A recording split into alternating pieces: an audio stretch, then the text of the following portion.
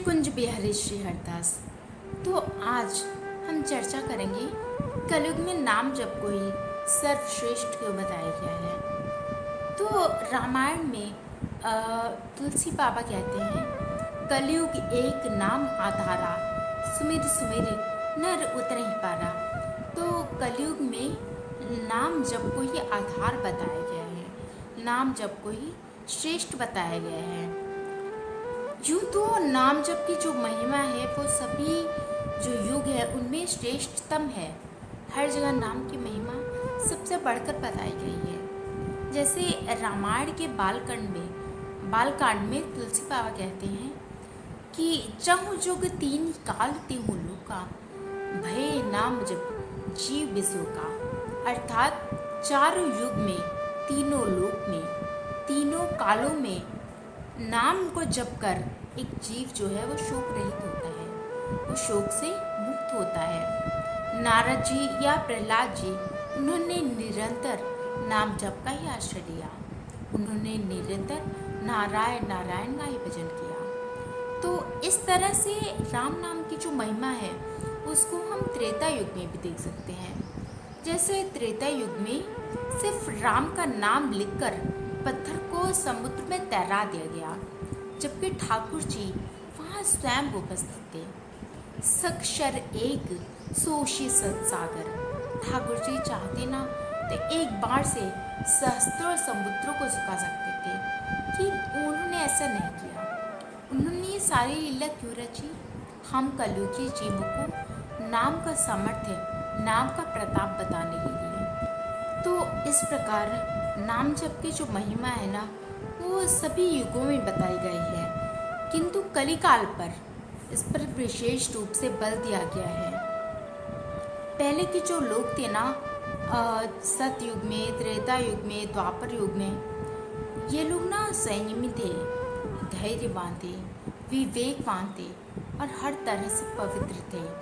इसलिए ये जप तप दान यज्ञ जप अनुष्ठान ये सब ना वो बहुत ही पवित्रता के साथ में संपन्न करते थे।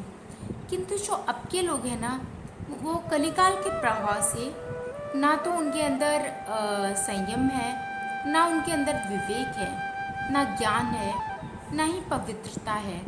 तो वो कोई भी जो जप तप करते हैं ना वो पूरी पवित्रता से किया ही नहीं जा सकता। और दूसरी ओर तो मंत्र जाप जो है वो इतना कठिन होता है ना कि हर कोई उसका ठीक ठीक से उच्चारण नहीं कर सकता।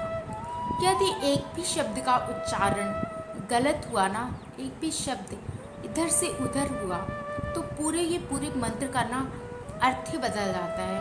और यदि मंत्र का अर्थ बदल जाए तो मंत्र का पूरा प्रभाव ही नष्ट हो जाता है, पूरा प्रभाव ही चेंज हो जाता है।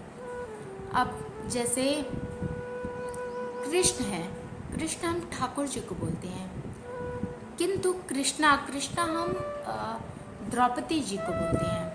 तो एग्जाम्पल के लिए अब जैसे कोई मंत्र है, कृष्ण कृष्ण महाभाग त्राहि त्राहि जगतपते।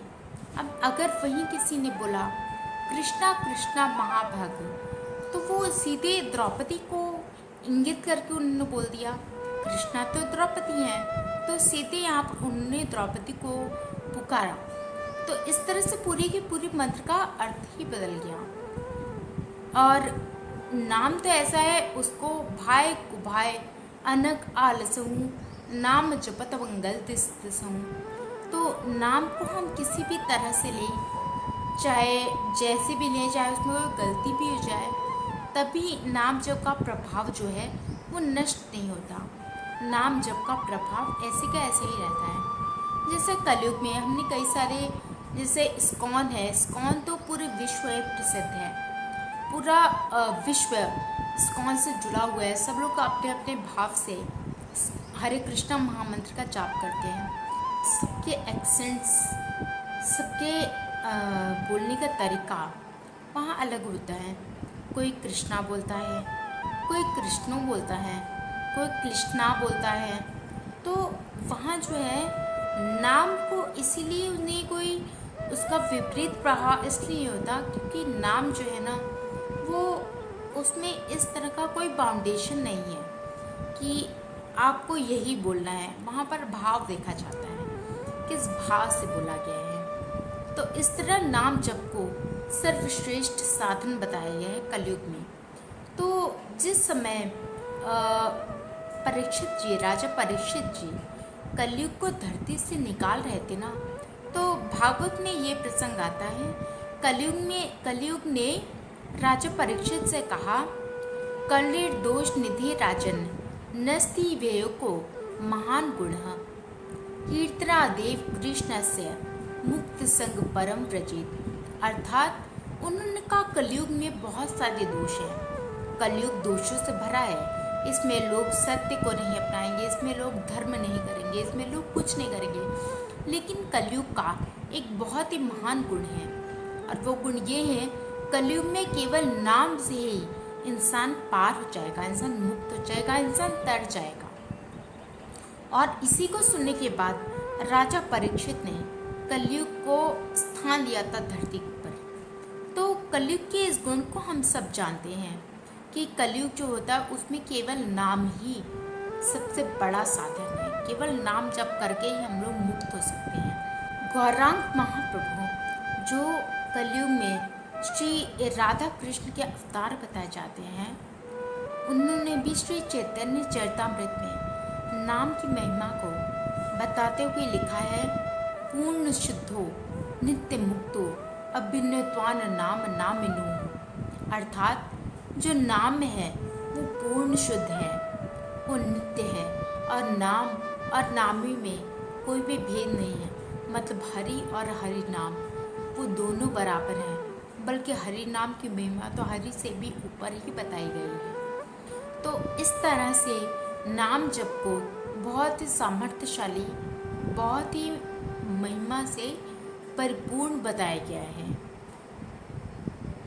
तो फीजी की एक घटना है, शायद मैंने सुना है, मुझे याद आ रहा है कि मैंने कहीं सुना था कि फीजी में कई दिनों तक बारिश नहीं हुई। तो जो हरे कृष्णा वाले थे उन लोगों ने कहा कि ठीक है, हम नाम यज्ञ का अनुष्ठान करेंगे, मतलब नाम संकीर्तन करेंगे, और निश्चित रूप से बारिश होगी। और बारिश हुई भी, नाम यज्ञ करने से बारिश हुई भी। यदि कोई और यज्ञ किया जाता तो शायद उसका इतना प्रताप नहीं होता, उसका इतना फल नहीं होता, क्योंकि जैसा मैंने भी बताया कि जो पवित्रता और जो संयम उसके लिए चाहिए वो कलयुग के जीवों में नहीं है। तो इसलिए शायद उसका वो परिणाम नहीं मिलता। लेकिन नाम जप, नाम यज्ञ का ये परिणाम हुआ कि वहाँ मूसलाधार बारिश हुई। तो इसीलिए हमें इस देह का हमें लाभ लेना चाहिए, इस वाणी का लाभ लेना चाहिए, और कलिकाल की इस उपयोगिता को समझते हुए ना निरंतर अपनी जिह्वा को नाम जप में लगाना चाहिए और निरंतर नाम जप करना चाहिए। हमें तो एक बहुत अच्छी ठाकुर जी ने अपॉर्चुनिटी दी। हम लोग इस कलिकाल में अगर पैदा हुए हैं तो हमारे पास एक बहुत ही उपयोगी जो वस्तु है कलिकाल की, वो है हमारे पास नाम है। हम नाम ले सकते हैं और अपने आप को मुक्त कर सकते हैं। तो सभी को नाम जप निरंतर करना चाहिए यदि उसे अपने आप को इस देह बंधन से मुक्त करना है। तो श्री कुंज बिहारी, श्री हरदास।